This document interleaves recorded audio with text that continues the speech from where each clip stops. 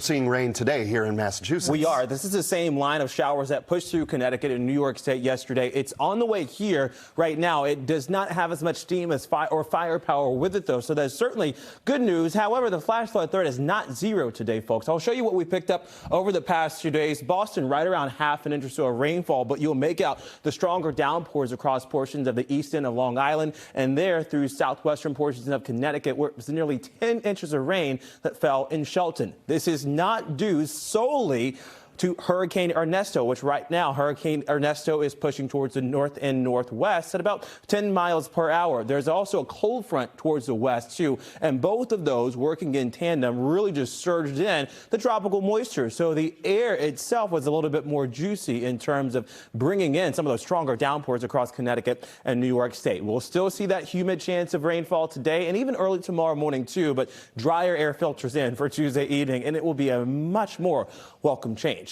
Here's the humid air right now. The Zachem Bridge is covered and draped in fog at this hour, though traffic is still flowing quite smoothly for all things being considered, rather. Dew points are at 66 degrees. That's the tropical or subtropical air that we have at play. And notice what happens into tomorrow, into Wednesday, into Thursday, and even Friday, too. The dew points drop down into the low 60s on Tuesday, low 50s on Wednesday, Thursday, and Friday. So this is a much more comfortable and crisp air that we'll have on Wednesday, Thursday, and Friday, especially in the mornings. You can open up the windows, let in some of the fresh air, let the sunroof back if you've got one, and let the fresh air in, too. Right now, it's rainy conditions that we've got across Cape Cod, so make sure the windows are up as you head out this morning through Route 6 and Route 3, too. The heavier downpours are located right now across the south coast. In the next couple of hours, we'll see the downpours pick up, I think, substantially from portions of Plymouth County and also through Barnstable County, while Worcester County dries out and along the Mass Pike, too. We should start to see conditions improve for the mid-morning time frame. For the afternoon, there's a spot shower chance,